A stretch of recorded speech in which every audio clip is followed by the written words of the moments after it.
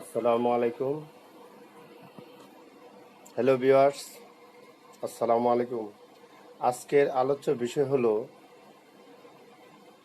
আপনারা কেউ হাসবেন না, কথাগুলো যদিও সত্য।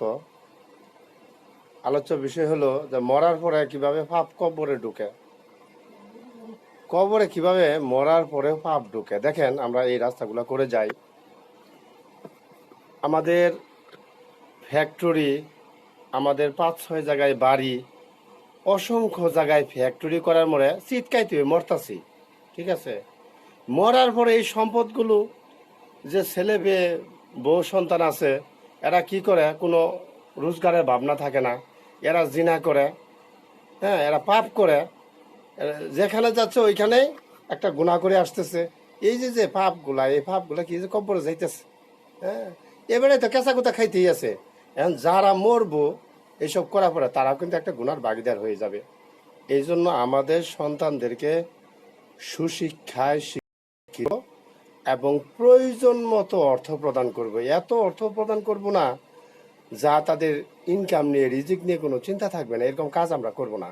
যদি করে যাই তাহলে কিন্তু বুঝতে পারি যে মরার পরে কিভাবে পাপ ঢুকে, আপনার কিন্তু হিসাব দিতে হবে, আপনি রক্ষা পাবেন না। হ্যাঁ, আপনি মনে করতেছেন কি যে এই সম্পদগুলো মানে আমি বক্ষণই করবাম বা আমার ছাড়া কেউ করাইতো না, আপনার তো খবরই থাকতো না। হ্যাঁ, কয়দিন পরে সব কিছুই করবেন, আয়োজন, মারা যাবেন। এরকম আপনি ফ্যাক্টরি বানাইতেছেন, আপনি 5টা বাড়ি করতেছেন, 100 বিয়ে করতেছেন, এগুলো লাভ কি আসলে? আপনার জিন্দিগি হাইটই তো, আপনার স্ট্রেন থাকার বয়স হলো 50 বছর, 60, 70 বড় জোর। এরপরে এরপরে লাডি, এরপরে বিছানায় শুয়ে থাকা, পরে তো মৃত্যুই। এই সময়ের মধ্যে আমাদের যৌবন শক্তি, যখন 20 বছর আমরা, আমাদের বয়স হয়, আমরা কিন্তু কিছু বুঝি না। হ্যাঁ, 20 বছর কিছু বুঝি না, বুঝতে বুঝতে আঁকতে আঁকতে 30 বছর। আর 30 বছর বিয়ে করলাম, বাচ্চা 2-4টা হইলো। এখন দেখা যাচ্ছে 30 বছর পর 40 বছর আস্তে আস্তে দাঁড়িয়ে চুল পাইকা, হ্যাঁ, 50-এ তো বুড়াই, মানে লাড়ি লওয়ার বাকি আর কি। সবাই বলে এই লোকটা বৃদ্ধ, অথচ যৌবনের নাড়া উকি দিয়ে মারে। যেমন আপনি মনে করতেছেন যে এই চ্যাংরা মেয়ে আমাকে পছন্দ করবে, আমি আগের মতোই জোয়ান আছি, আসলে না। দাঁত লড়তাছে, চুল দাড়ি পাকতেছে, নামাজ রোজার খবর নাই। এই যে একটা বদমাইশি বেশাগিরি, এটা কিন্তু থাইকা যা। হ্যাঁ, আপনার সংশোধন হওয়ার বয়স। আর যদি আল্লাহ রাস্তায় চলতে চান, 5 ওয়াক্ত নামাজ পড়তে চান, আপনি 40-এর আগে ঠিক হন। যদি 40 পার হয়ে যায়, আপনার কিন্তু বদমাইশি আপনি বাদ দিতে পারবেন না। আপনার ছেলে মেয়ে কেউ কিন্তু আপনাকে সঠিক মতো দেখতে পারবে না, কারণ আপনার তো বদমাইশি যেটা, ওটা তো ত্যাগ করতে পারছেন না। আপনি যে একটা বদমাইশ চুর, আপনার মধ্যে যে একটা চরিত্র, এটা বাস করতেছে, আপনি এটা এখন পর্যন্ত ত্যাগ করতে পারতেছেন না। এটা 50 আসলেই এটা লক হয়ে যাবে। কিরকম, আপনি পাপ করতেছেন, গুনাহ করতেছেন, এগুলাকে কিন্তু গুনাহ মনে হবে না। হুম, গুনাহ মনে আনে, মনে করছেন সোয়াবই করতেছেন, আসলে গুনাহকে সোয়াব মনে করে যে কাজটা করতেছেন, এটা কিন্তু আপনার জমা হইতেই আছে, জমা হইতে আছে, জমা হইতেই আছে। কাজে মরার পরেও আপনার কি গুনাহ কবরে প্রবেশ করবে। আপনার সন্তান সন্তান যত গুনাই করুক, আপনি শুয়ে শুয়ে সুন্দর সুন্দর গুনাহ পাবেন এবং এগুলো আযাব গজব ভোগ করবেন। এই জন্য আমাদের উচিত হলো সঠিক মতো থাকার জন্য এবং পর্দাশীলভাবে থাকার জন্য ঘর বাড়ি পুকুর রাস্তা যা কিছু মোটামুটি আছে করে দেওয়ার, বাচ্চাদের প্রয়োজন করে দিব, কিন্তু এত পরিমাণ অর্থ দিব না মূর্খ অবস্থায়।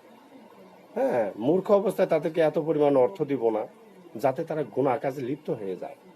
গুনাহ কাজে যাতে লিপ্ত না হয়, তার জন্য আমাদের চেষ্টা করতে হবে এদেরকে সুশিক্ষায় শিক্ষিত করা। হুম, সুশিক্ষায় শিক্ষিত করা, সুশিক্ষায় শিক্ষিত হলে গুনাহ কাজ থেকে সে বিরত থাকবে।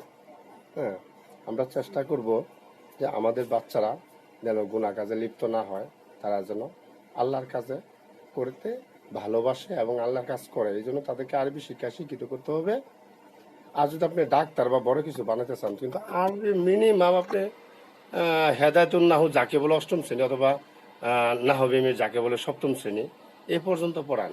এবং যে জায়গায়, যে মাদ্রাসায় একজন দাওরায়ে হাদিস পাশ করা মানুষ থাকে, ওই জায়গায় কিন্তু সুন্দর আরবি শিক্ষা শিক্ষিত। এখন হাফেজরা কি করতেছে জানেন, কোনোরকম হাফেজ পাশ করে কলেজ দিয়ে আলতাছে, ক্যাডেট কলেজ, ক্যাডেট স্কুল। এদের মাথার মধ্যে কিছু নাই, এবং যাকে পরিচালনা করবে যদি উচ্চ শিক্ষিত হয়, তাকে এমন কথা বলবে, এত লজ্জা দিবে, ওগুলো ব্যাত করে ফালাই দিয়ে চলে যাবে। হ্যাঁ, শিক্ষার নামে একটা বিশৃঙ্খলা তৈরি হচ্ছে।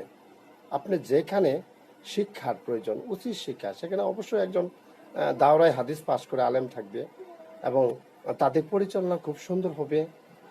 এমন জায়গায় আমাদের বাচ্চাদের পাশ করাবো এবং পরীক্ষায় পাশ করাবো এবং তাদেরকে ভর্তি করাবো, এদের পরিচালনায় সবকিছু আমরা করবো। এই পর্যন্তই যে আমরা কিভাবে গুনাহ থেকে বাদ দিব। আমরা যে পেছনে আলোচনাগুলো করলাম, এগুলো অর্থ হলো আমরা যেন বাচ্চারা পরবর্তীতে মরে যাওয়ার পরে গুনাহ না করতে পারে, তাদেরকে সুন্দর একটা রাস্তা রেখে যেতে পারে। এই জন্য আমরা চেষ্টা করবো। আসসালামু আলাইকুম।